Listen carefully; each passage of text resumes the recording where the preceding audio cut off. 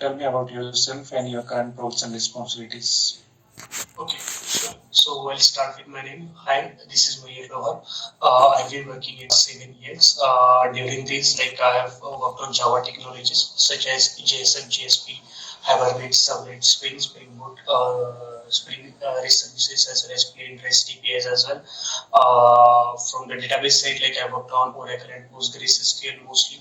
MongoDB also, I have a bit exposure on that. Apart from that, talking about the domain expertise, I worked on various projects with the domains such as insurance domain, education domain, e-commerce domain. So this many. So this is all about my technical stuff what I worked upon.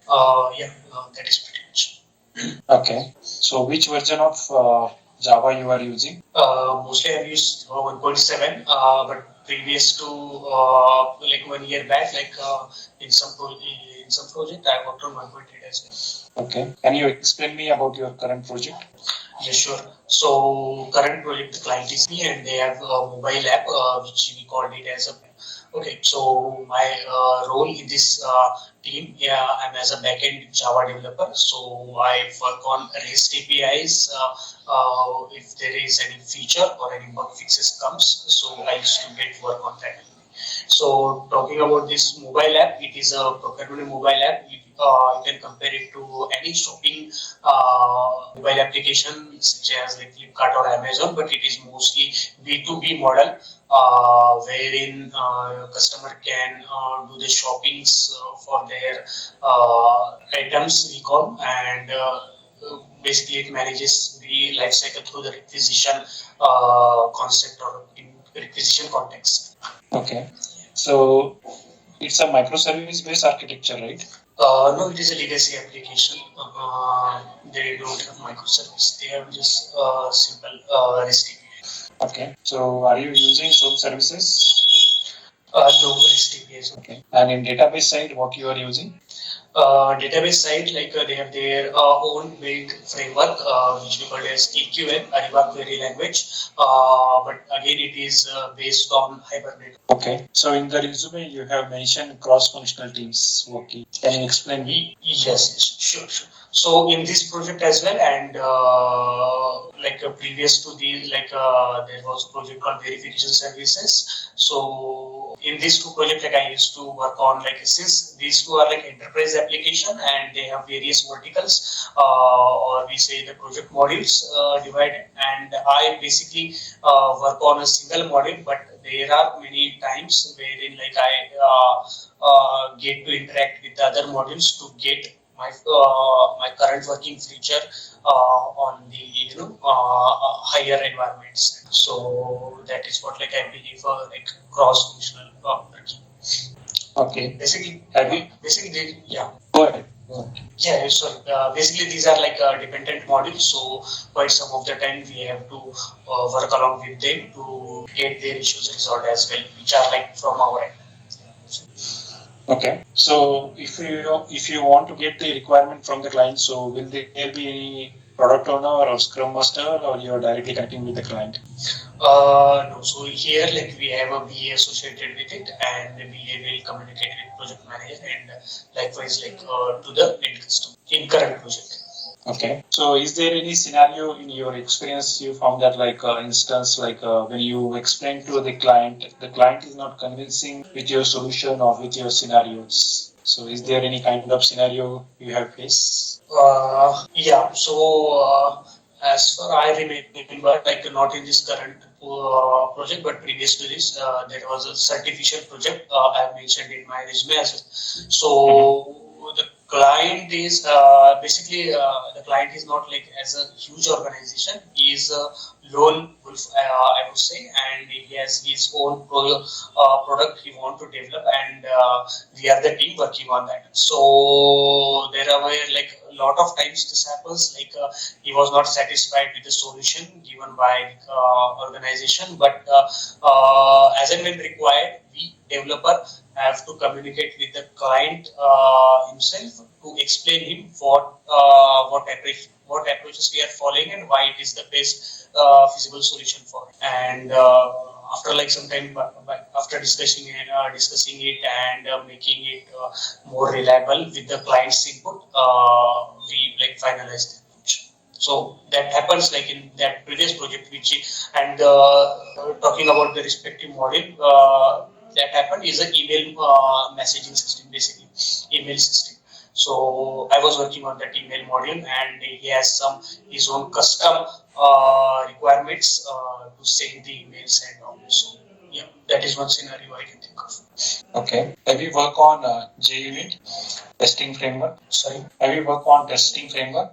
Yes. So JUnit I worked on, and Mockito framework.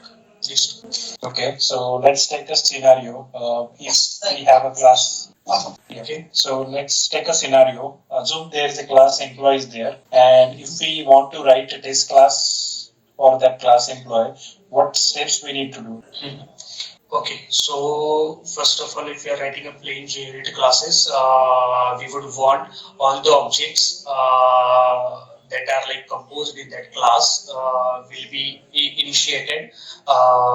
We can write a common method, okay, which is annotated with the annotation before. So we will initialize all the required object to test one particular unit functionality. So we will initiate all the objects in that method. Okay. Secondly, in employee class, whatever methods are there, so we can write unit test cases for all of them, considering the different scenarios for each method. Okay. So what are the annotations you will use in an employee test.java?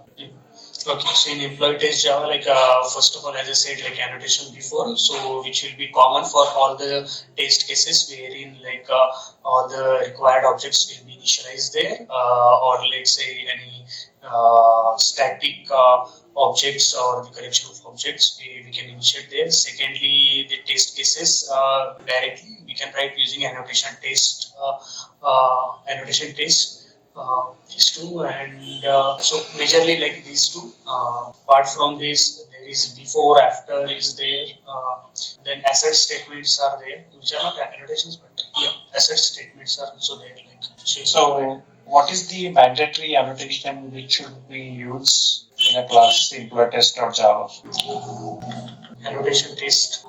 Okay. What is Spring Runner? Okay, yeah. So Spring Runner, in Spring, basically, Spring Runner is also annotation. We used to define at a class level to represent that class is used for like to write the test cases. Okay. What is @inject mock? Yeah, so @inject mock is an annotation we can put on the object above the object declaration to mark that object to be initialized as a mock reference. And what is the difference between @inject mock and @mock? Okay, I think @mock is like it's a mock representation of our object where we declare, and inject mock is a reference that is holding in some other class. It is like quite similar to auto-wired we use in our real application. Okay. Do you know solid principle? Yeah. So let me. So in solid principle, just tell me what is L. No, I'm not like I know, but I'm not able to recall it right. So basically, L stands for list of substitution. Yeah, list of substitution. So do you know what is list of substitution? No, I'm not able to recollect. Sorry. Okay. What is string pool? Yeah, so string pool is a memory which is predefined in a JVM, which we use to store the string objects. Okay. So what is this? Yeah. Okay. What is instance level locking and class level locking? I think you are talking is this like a threading related questions? If so, then I have I don't have much experience around threading side. Okay, no problem. How does generic works? How does the generics work? Generics works, right? Yeah. Yeah. So generics is a concept wherein like we don't have basically type safety is not required there, wherein we can interchangeably use the object using any generics. Okay. So do you know like what are the types we have? Types as in like what type? So is there any like so have you used in generics in your project? Yeah, like not in current, but previously like few times I used. Okay. So what type of generics you have used? Like in which scenario you have used? Okay. I think. I think in exception handling I have used wherein we used to create a custom exceptions. So there was a generic class, and inside that we used to capture like all the types of exceptions there. Like if any exception does not fall in specific exception, then it will be like I think that is quite long ago, but I'm just trying to recollect the structure which we created in generics. So we have used the class generics in a classes. So other type is a method. So we can use the generic in a method as well. Yes. Okay. Can you explain me the exception hierarchy? Yeah, sure. So at the root, first of all, we'll have a throwable interface, and under throwable we have the two classes like exception and error. Under exception, we have several like checked exception as well as unchecked exception. The specific class names are like input-output exception, then runtime exceptions. There are two more. I'll tell you, but after the exception, we have error as well, and in error, like there is out of memory error, and was one more. Stack overflow, I guess. Yeah, so stack overflow. So that is like. So what is Sorry, your voice breaks. Can you please repeat? What is? So what is throwable? Yeah, so throwable is an interface, basically the root interface of all the exceptions and errors. Okay. What is the difference between list and vector? Yeah, so list and vector. So list is a interface, and vector is the implementation of a list interface. So from the perspective of using, what is the difference between array list and vector? Okay. So array list and vector both are like implementation classes of the list interface, and implementation perspective we can go for array list when thread safety is not required, but if thread in multi-threaded environment we should be using vector. So in multi-threaded environment, we should be using vector since it is thread safe. So what is there in the vector because of which it is a thread safe? Yeah, so basically all the methods inside the vector class are like synchronized. So that's why like it is thread safe. Only one thread can access the vector methods at a time. So one thread at a time can access vector object, or one time at a time, like at a time can access method only from the vector? Is object. Sorry, no, not object, methods. Basically methods are synchronized. Okay, so in Java 8, what is the use of lambda expression? Yeah, so in Java 8, basically it denotes that it is an anonymous class now, which we are calling, or basically it is a representation of anonymous class only. And what is anonymous class? A class which doesn't have any name and only a single method, only a method with its implementation. So in which scenario you will use the anonymous class? Yeah, so wherein like we have let's say we have a class and we know that this class is going to perform only a single functionality through a single method. So at that time we can use an anonymous class. So in line we can provide the implementation for that class. Okay. What is completable future? Completable future, right? Yeah. Okay, I have not used it, but I have heard it. It is used for multitasking, running the process in a multiple thread. So, and it has like some several functions as well, wherein like we can just call and check whether the first task is complete or not. I remember this scenario, like wherein we have a we have an API wherein that API has like multiple tasks to do, and wherein let's say three tasks, and those are like independent, like those are not like don't need to be second task doesn't need to wait for the first to complete itself. They can run independently as well. So at that time, to save the time, we can execute this task in a completable using a completable future classes utility. So using that, like we can save the task in memory to make it complete, and later on we can check those tasks again, whether those are complete or not, or any have we got any response or not, anything. Okay. What are the built-in function interfaces are there in Java 8? Built-in interfaces. Yeah, function interfaces.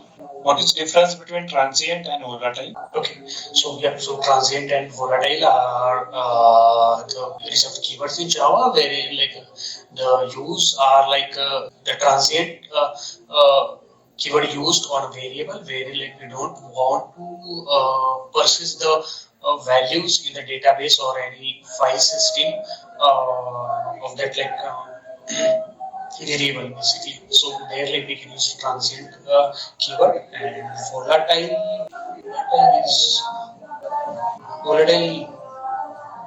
not sure volatile. Okay.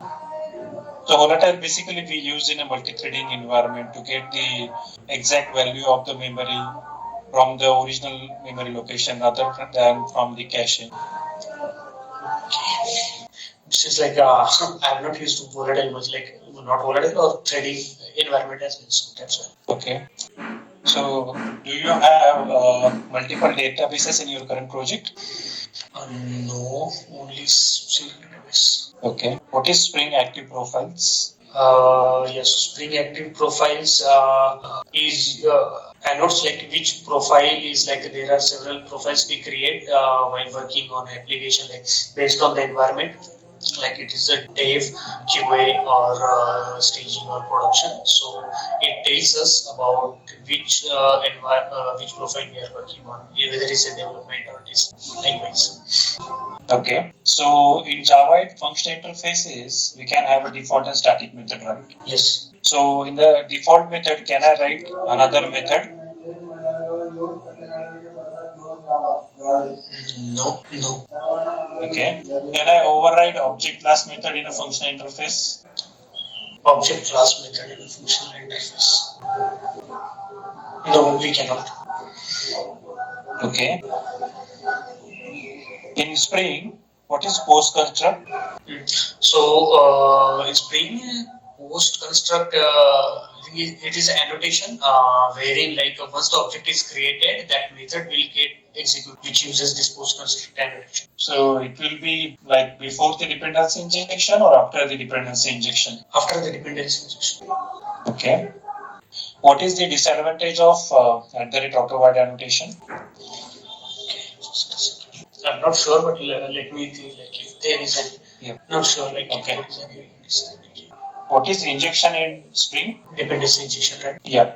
So basically on the runtime environment, Spring container does this job wherein as and when required, the object creation and memory deallocation of the same object that will end up by the Spring container, and that term or the concept we called it as a dependency injection, and that can be achieved through the several annotations provided by the Spring framework. Or else, if not annotation, we can use the XML file as well. So, what are the annotations we have? So the annotations are annotation component, service, configuration, auto-wired, then bean is there, then qualifier is there.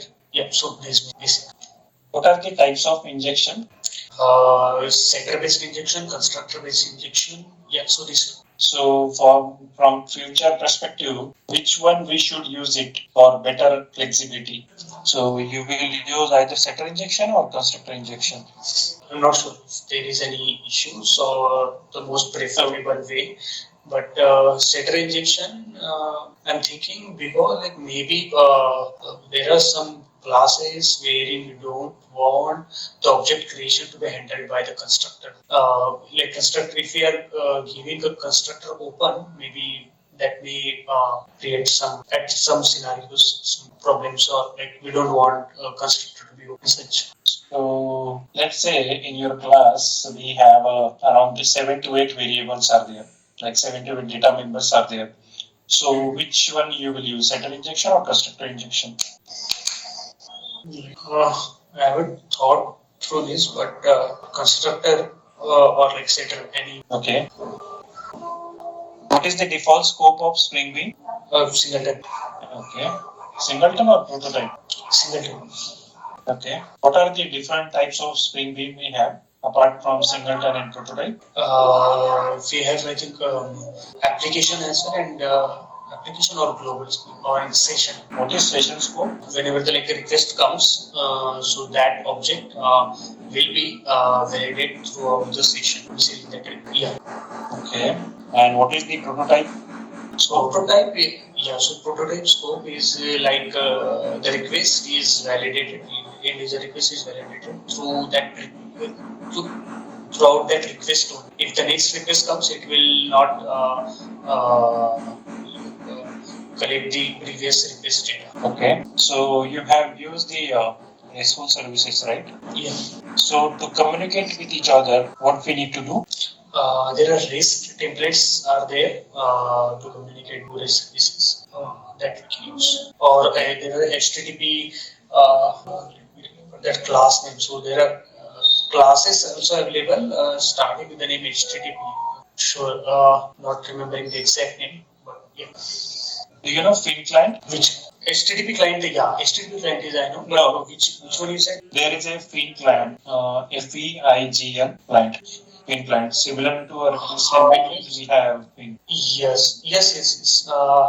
I've seen that, but like I have not used by myself. Okay, so let's say a scenario from the service, A service we are calling the B service. I mean, this or B service got some exception. Then what will happen? Okay, so from the B service, if we get any exception, so like at our end we will get that exception, right? Like whatever is like it is internal server error or anything 500 something. So we will get that error code and error description, and we can process accordingly, like segregating the exception type and like redefining the proper error message to our end. Okay. Have you worked on Spring Security? Not work, but there was a module. Like I know like bit of things like how they have added the security. Okay. Can you share your screen and open any ID? Yeah. Or else you can open the any like notepad or Word document as well. Okay. So I have shared my screen. You able to see? Okay. No, not yet. Sorry. Yeah. Now. Yes. Can you open Notepad++? I don't have. Is this fine? Or else like I have ID? Yeah, fine. Notepad is fine. So I have given you the problem statement in the chat. So the problem statement is we need to reverse the words from the given string. Okay. So you can take any string. It must contain 4 to 5 words. Then you take a string. Str is equal to, you can take any word. So you can take a week names: Monday, Tuesday, Wednesday, Thursday. Okay, so space Monday, space Wednesday, Monday space Tuesday, space Wednesday, space Thursday. So you want to reverse this string. Yeah. So we wanted the output as YADNOM space YADSEUT. So each word you need to reverse it. So sequence will be same. Only this first word, then second word, then third word will be same. Only first word will be reversed. Second word will be the sequence will be same, is it? Or like you want like the complete string to be reversed? No, sequence will be same. Only the word we need to reverse it. Okay. Yeah. So what is second line substring? Test dot substring the method do. What I was trying is like converting this single string into a list segregated by the space. So can you tell me what is this substring do, like in general? Substring will split the single string based on the value we are passing. So here we are passing the space.